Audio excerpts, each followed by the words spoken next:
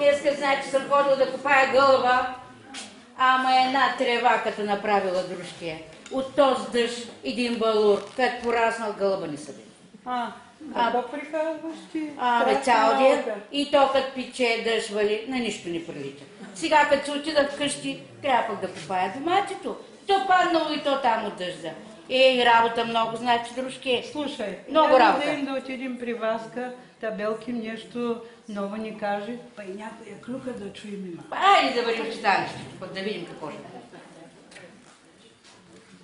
Добър ден, Васи. Добър ден, заповядайте. Може ли да седнем при тебе да се починем? Може, разбира се, седнете, починете си. Може да ни кажеш, ке да знаем и ние тук с село, като се по нивята, ти може да кажеш някой. Аз ще говоря само за компютър. Само за компютър? Хубава работа. Пък айде да седнем. Че ма болят. Ето е. Тя пристига и глика, и тя лопка, и тя пъшка. Па и куца? Какво стана? Дълго село, далечно село. Може да дойде, душичката ми излезе. Къде си чакала? Къде си купнала и ти са? Носата с пръскачка, че не ще да пръска. Да не носа на ремонт. На майстор. Докато дойда сено от Бабово и да. То далечно село. Как те от Бабово ти пък, нали? Аз там живея най-накрая. Като свърши Бабово, почва Ряхово. Сено от Бабово и да. Моля ви, пазете тишина. Да ви кажа, дружки, като казах дълго село, сега се сещам. Като се заженихме и моя мъж вика, ще отидем да живеем в моето родно село. Аз гражданка. На село. Неща да живея на село. Кой знае кой е загубено това? И аз сега, такова ни е хубаво селото. Ама аз тогава не знаех. Не знаеш пък сега. Сега. Добре, мислих. Цяла седмица не спах да мисля как да стана от гражданка селенка. Кой измисли? И накрая измислих. Викам, имам 3 условия. Добре. Първо, да има училище, че да има къде да работя. Хубаво. Второ, да има киносалон. Не мога без филми. И сега остарях, все филми гледам, все филми. Много обичам да гледам. Че тя зато и ти тревясала градината, Мария. Ти по-те видя. Как минавам? Ние как минахме и сега я видях. Филмите са по-важни. Добре. Така. И третото условие. Ако знаеш. Болница, ма? Боже, болница. Аз тогава на 20 години. Кой ти за болести мисли? Не е болница. Тъй като те гледам дружки, като си купона от град си дошла, сигурно си искала другото, третото да е дискотека. Не, тогава още нямаше дискотека. Знам ли, аз даже и в градовете нямаше. Знам кой има в градовете, или селените нямат. Третото условие беше да има фризьорски салон.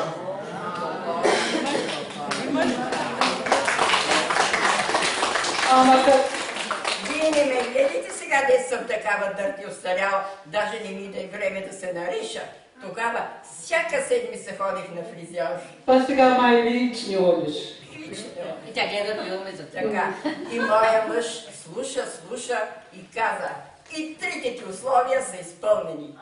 Не само има и училище, и киносалон, ама има 3 училища. 3 училища. 2 основни и 1 техникум. И как стана работата после? И така решихме и идем в Ряхово. Идваме от Сливо поле, влизаме там в началото на селото, там при Дякови. И насреща, чудеса! Възрастни жените, такива, като нашите фусти, същите, облечени с фусти, на главите с чомбери и карат колелета. Боже мой, смешно ми, ама смешно ми. Пък той вика, не се смей и ти ще се научиш да караш колело. Нашето село е дълго, тук всички карат колелета, и децата, и бабите. Верно ти казвам. И наистина, първото нещо, което си купих с парите от сватбата, беше поляло. И още го кара, още го кара. Карен, аз те видях в град Сливо поле. Ту на магазин, тук край общината се въртиш там, тут на центъра ходиш. Къде ходиш се в Сливо поле? Ох, Господ, И то с колело. Господ здраве да даде на нашите управници. Дет ни направиха то с хубавия път до Сливо поле. Като е хубаво времето от събота. Събираме се 3-4 баби, качваме колелетата и айде на битак. Ама то не е битак, то панаир. Всичко има там, какво ли няма. Само от пиле мляко дет няма. Ама пиле да има. Има и яйца има. Има. Да. Има. Ам ти до кога ще го караш той колело? О, не знам ли, ако е рекал Господ, искам до 100. Дай Боже. Тъй. Малко напуцваш, ама ще се оправиш. Не се оправя. Хей, дружки, елате да ви покажа нещо. За мен е много интересно. Вярвам, че и за вас ще стане интересно. Заповядайте при компютъра. Бе, какво е тук и толкова си интересно, бе, Вася, което на тебе ти е интересно, че на мен да не стане? Ами, ще Аз разберете. отдевнала си ти Елате. Елате, ще разберете. Абе, не ще. Не ще. Моля ви се, елате. Не ще. Моля ви се. Те мотивите ни по-лесно. Върнете се, елате, моля ви се. Виж бе, ние къде сме хукнали? Само градините да стоим, пълния спиандурници да са окръчмата. Я вижте Васка как се е нагласила, облечена, нищо пък да не го направим. Я да видим какво ще не научи. Да фърлим бутилки Да ги фърлим. Я да видим. Васе, ние решихме да се върнем, па да видим какво ще покажем. Заповядайте, елате тук. Няма нищо страшно. Всичко е много хубаво и полезно за хората. Радвам се, че се върнахте. Има време и за градината, има време и за всичко на нашата възраст. А сега да започнем с компютъра. Това е лаптоп, това е малкият екран, това е големия екран, да виждате по-добре. А това е мишка. Мишка. Какви Квартира, да не полза. Боже, мене от тигър не ме е страх, колкото от мишка. Ти пък ме не виждаш, че тото и не е живо, ма. Черно мишка каза. Няма страшно, това не е живо същество. Това е най-добрият управител на компютъра. Ето, опитайте да работите за сега само с мишката. Как ще работя? Само от тебе. Ко правя аз сега тук, че не разбирам, Васи. Тук има твои снимки. Да, всичко има. Ама нещо Има. много ми трепери ръката. Има всякаква информация. Това е живата връзка с целия свят. Я виж и ти ко ще направиш, ма. Васи, то свети тук червено да гърне. Няма да гърне. Това показва, че управителя си управлява компютъра. Добре, бе, Васи, сега аз хванах тук, ама нищо не видях там. Ти как сега, как бъркнеш мишката и виждаш нещо там?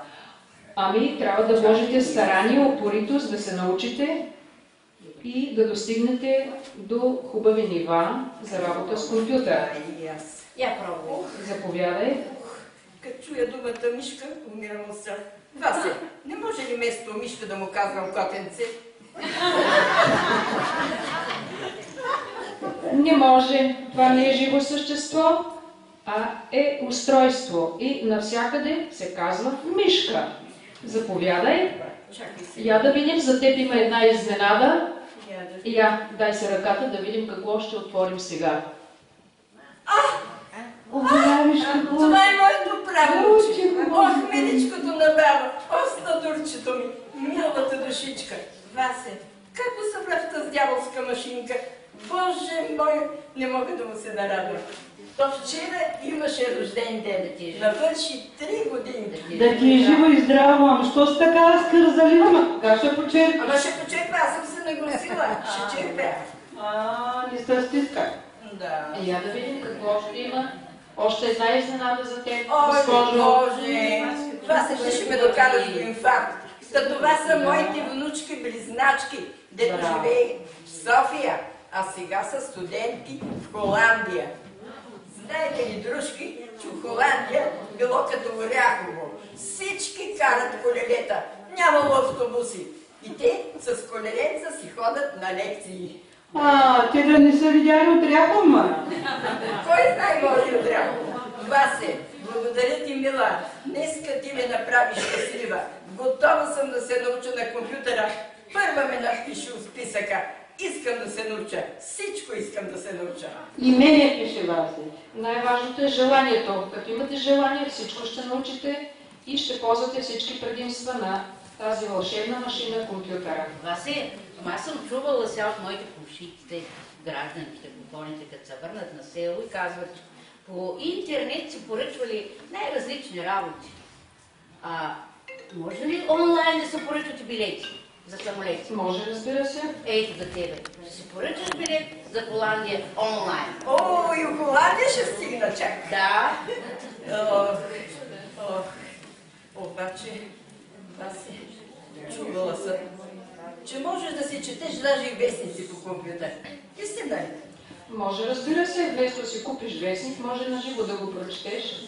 И на големия екран. Така. И да си извада рецепти, да си готвя, как да си правя турши. Хубаво нещо е той компютъра. Умно нещо. Не мога да му се начудя. Отде знае всичко. Даже знае отговорите на Стали Богат. Всичко знае този компютър. Аз да питам. Вие тези неща ги знаете, пак все крупите да разменя не искате. Що не ми обаждате и на мене? Той е по-лесно. Маха. Е по-лесно. Сега. Аз утре сутринта ще стана рано, ще си ошетам, ще си наготвя, ще се накича, няма да дойда като сега с работните дрехи и право в читалището при компютъра. Васе, ти тук ли ще бъдеш? Аз ще помагам с каквото мога. Искам да поясня, че първоначалните знания за компютъра могат да се научат в компютърните зали на читалищата в общината. А след това, който има желание, може да се развива и да чете, да получава информация от интернет.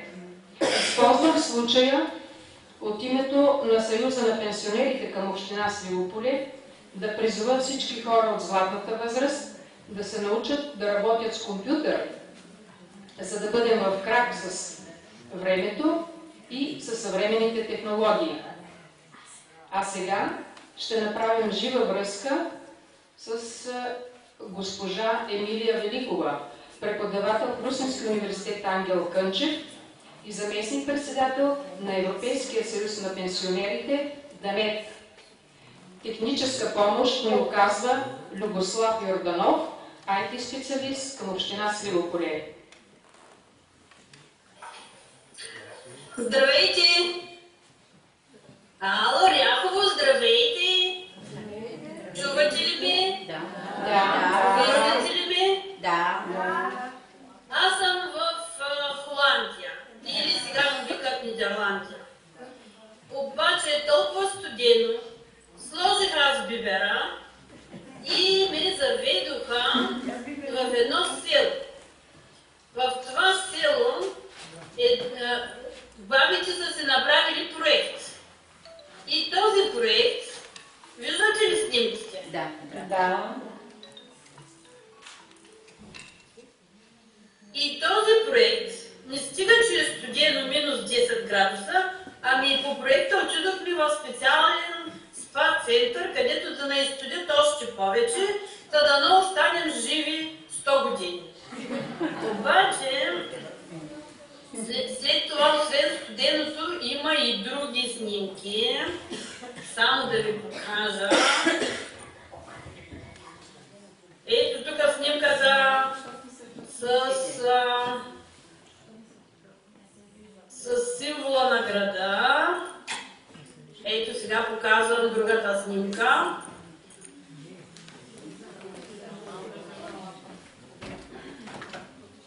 Ето ме тук с бибера.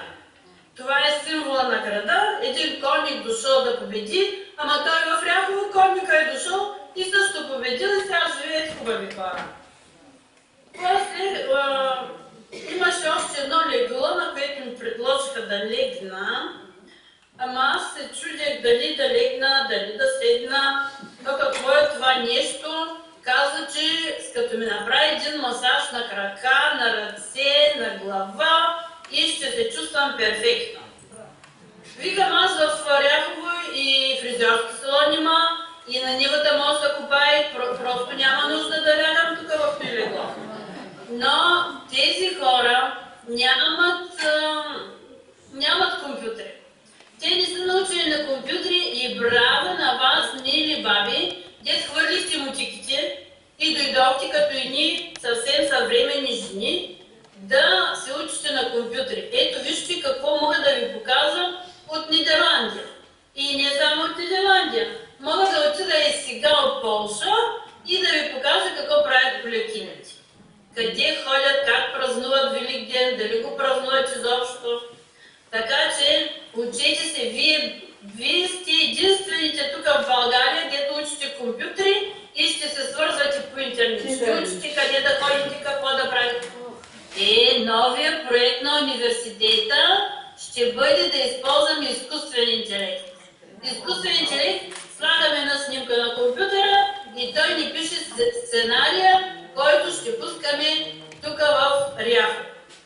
Или пък пишем му сценария, пък той ни прави снимки. Страхотна работа. Браво на вас, браво, браво. Дано кмета да ви купи един хубав компютър, като се научите, защото Чакаме. трябва да има хубав компютър. Довиждане, довиждане. Благодарим ти.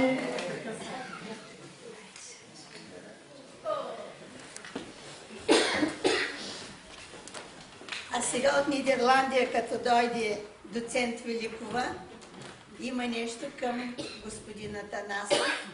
Но не знам с самолет ли ще дойде, с влак ли, с какво ще пристигне. Малко ще изчакаме.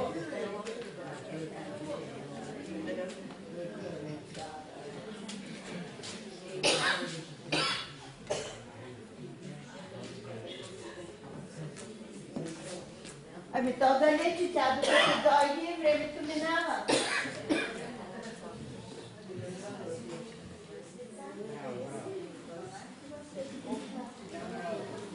Я ви доцент Великова там в една стая лежи да идва.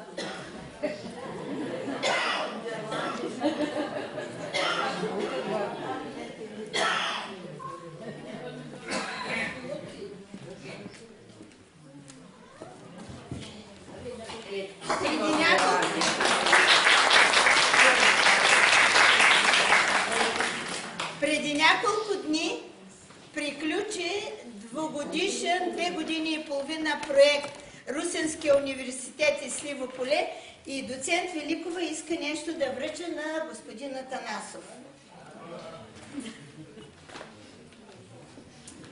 Това е благодарствено писмо за господин Валентин Атанасов. От името на ректора, това е новия ректор на университета, професор-инженер Пламен Каргалов.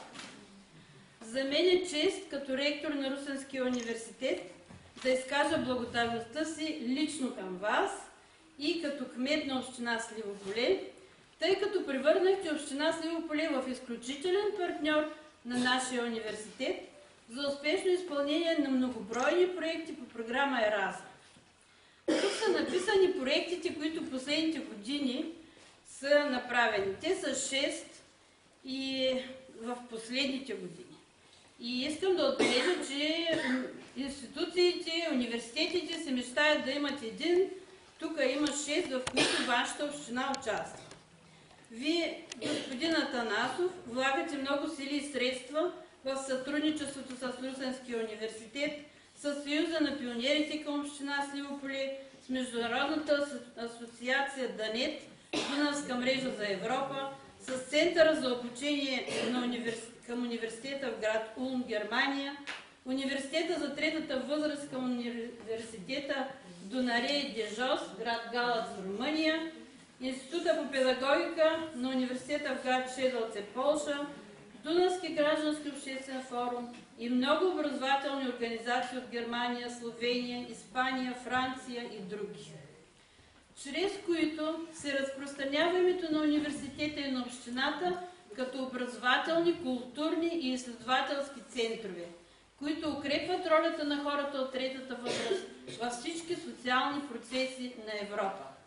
Такива дейности още са Дунавския фестивал в град Улм, международните онлайн сесии, свързване на хората чрез култура, проекта Вкусовите на Дунава хлябът ни свързва, който спечели първо място от 150 проекта в конкурса за успешни проекти на гражданското общество на Европейския икономически и социален комитет към Европейския парламент.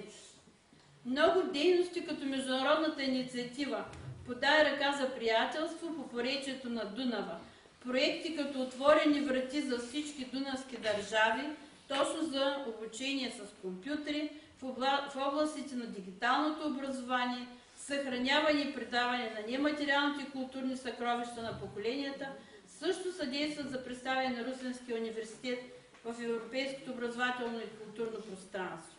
Вие сте ръководител, който намира успешните пътища за международно сътрудничество съвместно с университета, за което сте награждаван с най-големите отличия на Русенския университет – кристален приз и плакет. Уверяваме, че Русенския университет Ангел Кънчев, като обществена, образователна, изследователска и социална институция, и в бъдеще ще поддържа нашето сътрудничество с община Сливо поле.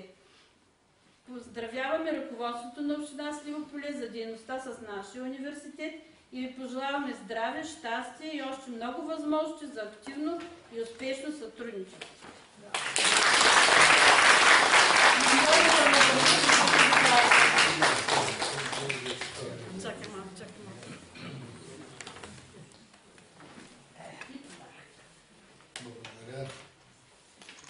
Благодаря. Ценя високо оценката. Става въпрос за оценка на академичното ръководство на Русенския университет, който е един от водещите. Това, което тук се написа, е точно така, от край до край, но това, което искам да кажа, е резултат от екипната работа на ръководството на община Сливо поле, за което благодаря на всички мои колеги от ръководството. Тук не мога да пропусна да благодаря на Съюза на пенсионерите от 21 клубовете в нашата община, тяхните ръководства и ръководителя на Съюза на пенсионерите Озунова. Не мога да пропусна читалищата. Вчера на Общински съвет разглеждахме отчета на читалищата на община Сливо поле. Всичките читалища имат прилична база,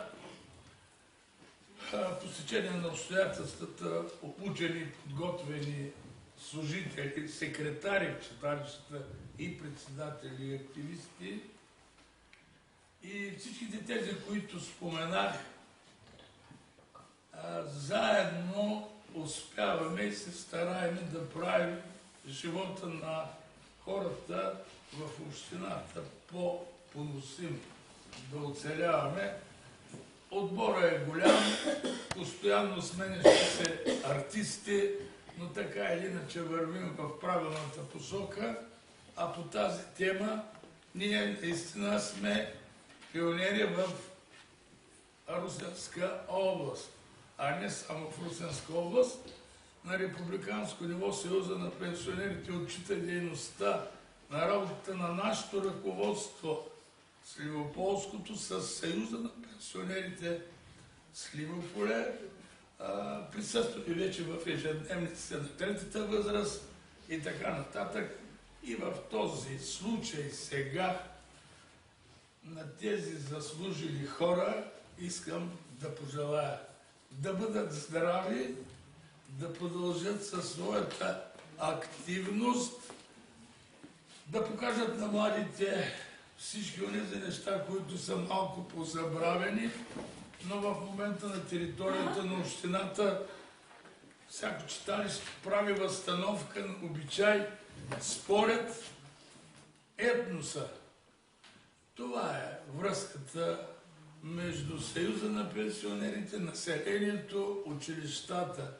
А Русенския университет дръпва в информационните технологии. Там са силни иновационни проекти и така нататък.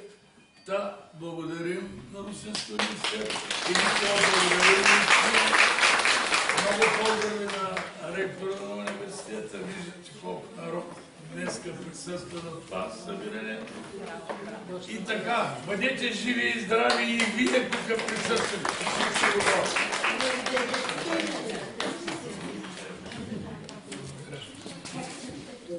А сега Данчето Тонева има думата нещо, е подготвила за нас пенсионерите като че ли. Аз се присъединявам към поздравлението на господин кмета Атанасов и бяхте чудесни, прекрасни, нищо, че са самодейци. Запомнили сте българския ряловския диалект, така че продължавате по същия начин. От Център за социална рехабилитация ви подаряваме тази икона, Майка Богородица да ви закриля.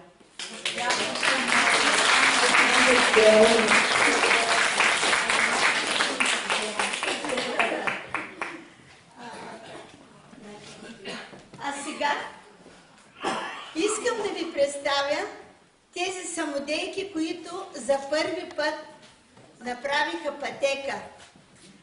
Пожелавам ви всички вие да тръгнете по тази пътека и тя да стане широк друм.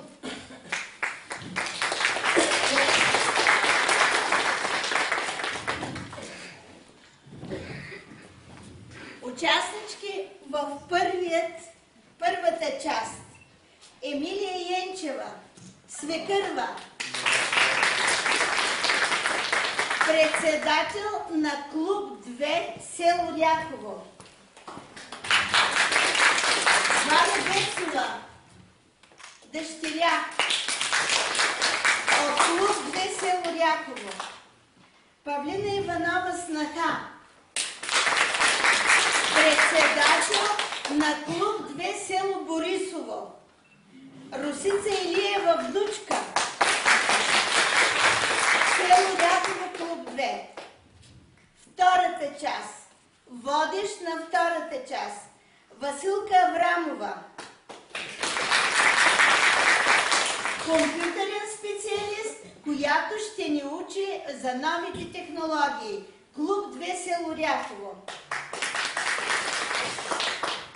Жените от градината и от нивата: Павлина Иванова, Русица Илиева и Глика Омайска.